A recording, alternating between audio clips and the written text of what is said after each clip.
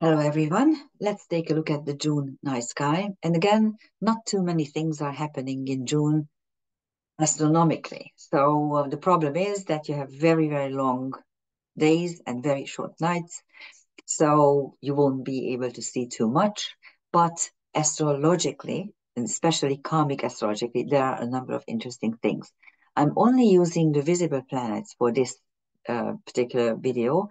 Usually when I show you the whole month, I'm using only the visible planets, although I'm going to show you some interesting other placements as well. But of course, when there's an important placement or full moon or new moon, we are going to take a look at a better and longer look at it later on in the month. So let's take a look at my PowerPoint, which shows you what is happening in the night sky. And on the 1st of June, around 10 p.m., as you can see, the sun is going down and you won't be able to see too much because Mercury is very close to the sun. Jupiter is right on the horizon. You won't be able to see it from London. And there's a crescent moon that is coming up to a first quarter in one day. And there's a moon Mars conjunction which is separating. And there is a Sun Venus semi-square at the same time. So if you are a very early riser or a very late bedgoer, then you will be able to see Venus on the morning sky right before sunrise. Is going to be a bright Venus in the eastern sky. There's also a harmony triangle with two sextiles and a trine between the moon, Venus, and Jupiter. Moon and Venus are the two feminine planets. Venus is the lover and the moon is the mother. And now they are in harmony, especially with Jupiter at the apex. And this is the day, the 1st of June, when we have the Venus Chiron Aries conjunction, which I made a video. So if you want to take a look at it, you will be able to find it. And actually, I am going to show you in a minute how it looks like. So this is the night sky. Obviously, you won't be able to see the sun, Mercury, and Jupiter, but the moon and Mars you can observe once the sun went down. And here's the Aries stellium. As you can see, Saturn, Neptune are getting together more tightly. There won't be an exact conjunction this year, only next year, but still, because Saturn Neptune aspect, especially the conjunction, the architect aspect, because those who are born with Saturn Neptune usually like to construct things, like to build things, to create things on the physical level, because you are drawing down your dreams, Neptune, to the physical level, to the earth plane. That's what it means. And here's the Venus Aries Chiron triple conjunction on the 1st. Of course, from this stellium, you will only be able to see Saturn and Venus. Both are in the morning sky at dawn. You can look at it. And on June 5th, there is a Mercury-Mars sextile and also a Moon Venus Saturn quindecile arrow. It's after sunset, sometime after sunset. Again, you won't be able to see too much in the night sky, only Mars and the moon. But here's the quindecile arrow. Saturn, an energetic Venus, which is ready to move into Taurus, its own sign the next day, at the apex of which is the Libra moon. And of course, Moon Saturn aspects are about usually, okay, Moon Saturn is always translatable with depression. They don't really like each other. Okay, so it's like it's a cold moon. It is a frozen moon, but at the same time, it gives you some kind of determination, psychic or spiritual determination, and endurance as well. So it's not that bad actually. And here is the June 7th, and you may be able to observe a quintile alive, Mars and the Moon, which with Saturn they create a so-called talent triangle, quintile and two biquintiles. Again, you won't be able to see Saturn after sunset only in the morning sky, but you can observe the quintile, how far away they are in the sky. There's also Jupiter-Saturn dissociate square. So Jupiter and Saturn are ready to square each other. They're getting tighter and tighter, but at the moment, Jupiter is still energetic, still in Gemini, and the moment it moves uh, Cancer, which will be at midnight on the 10th, actually the 9th at midnight, so turning the 10th, that is when this particular square becomes energetically exact as well. But it is dissolved by Venus. So the tension here is dissolved by Venus, which just moved into its own sign. So there's also a Venus-Jupiter dissociate sextile. And the sun is on Rigel, and Rigel is beta Orion. You won't be able to see it for two reasons. First of all, because Orion is observable only in winter, so between November and March, the best. And of course, whatever is near the sun, you won't be able to see it anyway. Here is the Mars Moon quintile. So the Mars is on the northern hemisphere, and the Moon is down south. And so that's approximately a quintile if you want to kind of measure it in the sky. And here's Rigel, which is the foot of the pharaoh. And as Bernard Brady teaches, whatever is beneath the foot or under the foot of the pharaoh is under his protection. And what was the role of the pharaoh? To protect and to teach its people. And this is symbolized by its footrest, which has his people's names with cartouches, so protective circles. So that's what it is. And here is the 10th of June, when Jupiter is entering Cancer. And there's sorry about that here. There's a Moon, Mercury, Venus finger of fate, as you can see here. It is getting actually stronger because with Jupiter actually it is enlarged. And there's the moon phase is of course a gibbous moon phase. Next day it will be the full moon.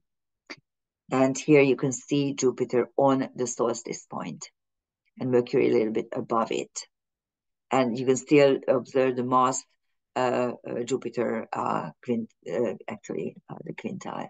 So here's the Sagittarius full moon on June 11th at 8:44 a.m. So again, this is something that you may feel but not observe, because of course this is a morning chart. And as you can see, Jupiter is quite strong in its it's in actually this is a very nice position. The solstice position and Cancer is a very important position for Jupiter. And there are not too many things when you look at the chart, but there are a number of bright fixed star placements. The sun is aligned with Bellatrix, which is the gamma star of Orion. It is the western shoulder of Orion. And the alpha star usually represents the main nature of that particular constellation. And Betelgeuse, the alpha star, is unlimited success. And Bellatrix, the gamma star, the third brightest, actually alpha, beta, gamma, delta, yes, it's the third. It represents to be successful in the shadow. You might be very smart, you might be very knowledgeable, you might be excellent, but there are some people in your vicinity or in your group or at your workplace who are even brighter, more intelligent, more knowledgeable, and they outshine you. So when Bellatrix is prominent, you have to learn to shine from the shadow and be successful from the shadow. On Venus, you see Sheraton. Actually, Venus is on Sheraton. And Sheraton is the beta star of Aries. And Aries is, of course, the fighting energy. So Hamal, the alpha star, is representing someone who will do whatever he damn well pleases. He will go on his own path and won't leave it, no matter what.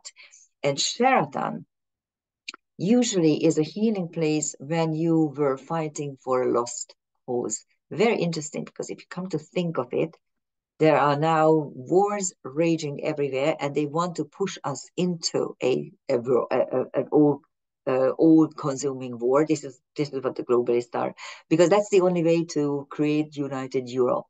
They failed with the migrant crisis in back in 2015. They failed during the COVID. We did not get into one nice smiling group, and now they are trying the hard way to push us into war and push us into getting large amounts of money as a loan, and then that's it. That's the Hamilton moment. This is what united the United States as well. Look back in history and you will see. And Venus and Sheraton shows that we need somehow to fight, even when the cause seems to be completely lost.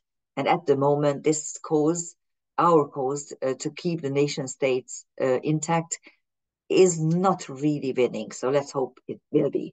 Mars is on Alphard, which is Alpha Hydra. And Hydra is another mythical animal, which is important in the Hercules myth. Because Hercules, when it is able to finally conquer it and kill it, the blood of the Hydra is poison, deadly poison. And what does the solar hero do?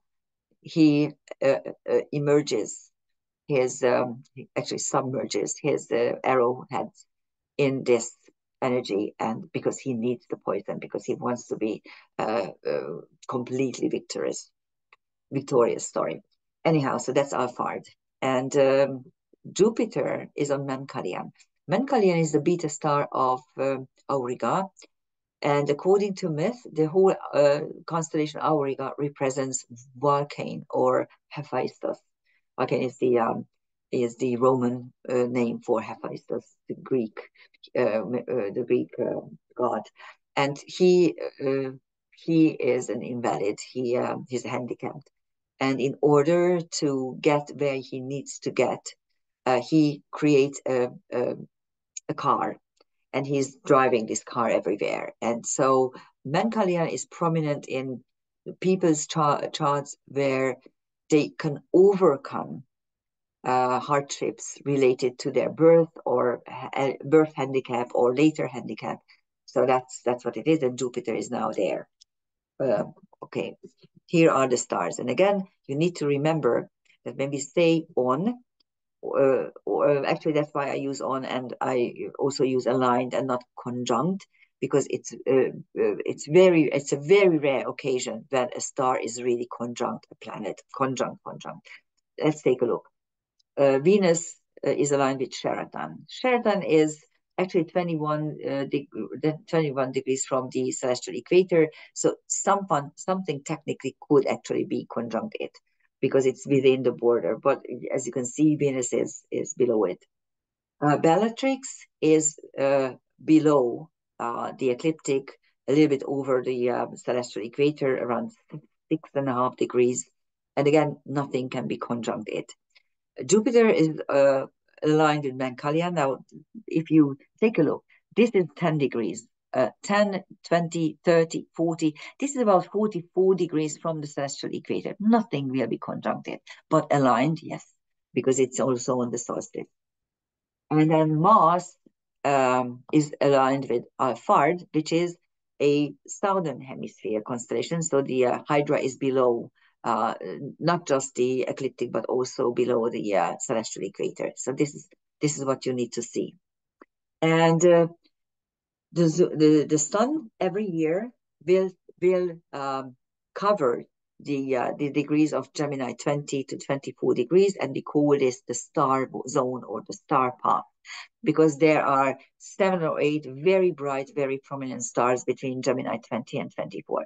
You might remember, if you saw my video on the May stars, the May night sky, Jupiter was there for a couple of days, and now the sun is there. Jupiter is there only once every 12 years, but the sun is there every year. And these bright stars you can actually channel to your own self or to your earth plane or whenever you need them. Capella is Alpha Auriga, Elnath is the beta star of Taurus.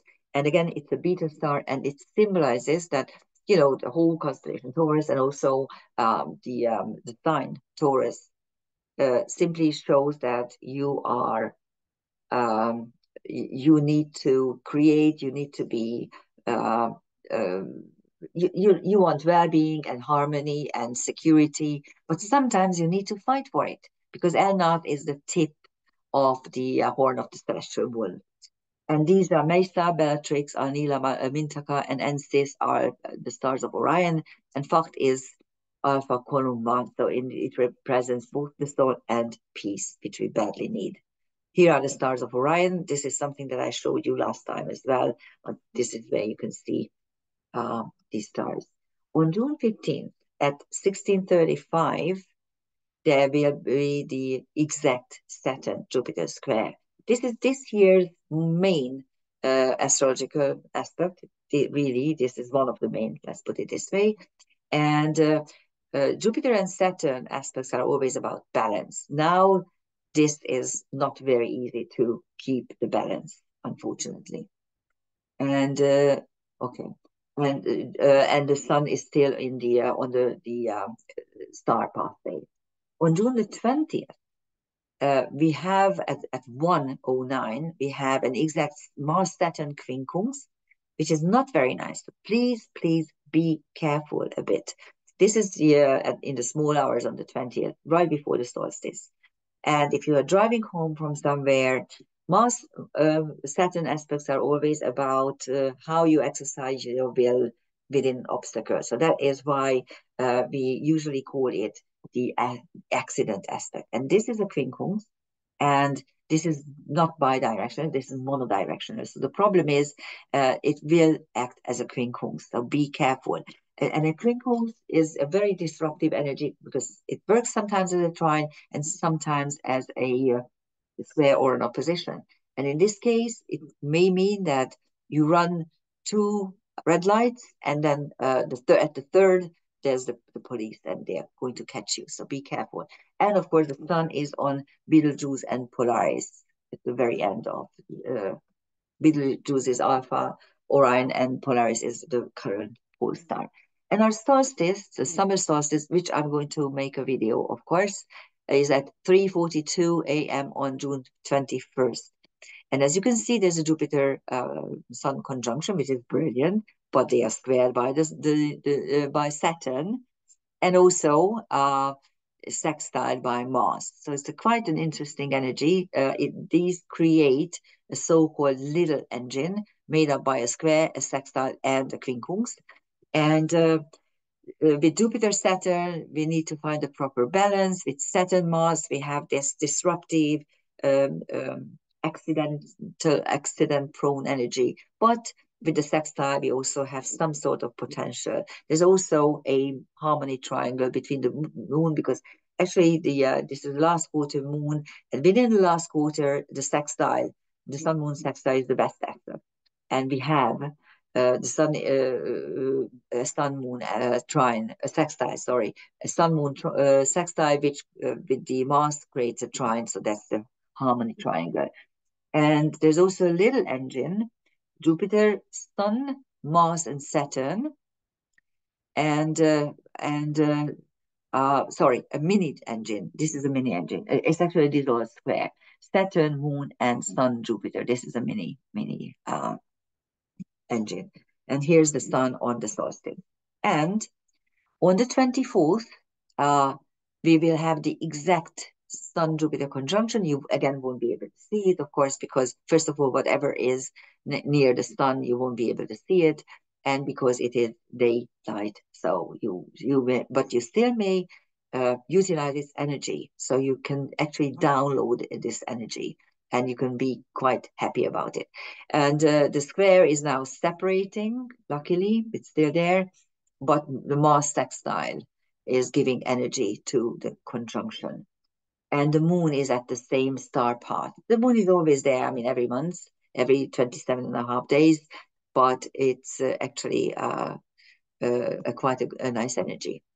And next day, we will have the Cancer new moon. Again, this is a morning chart. Again, you won't be able to see. Not that you will ever be able to see a new moon. Of course, new moon phase, yes, and of course, if it's an eclipse, yes, you can observe it. Otherwise, new moon is just new moon. In this particular new moon is on Jupiter and sextile by Mars. It's quite very nice, but at the same time, the Saturn is still squaring them, although it is already separating. And the moon is out of bounds, quite out of bounds. You can see 28 degrees 15.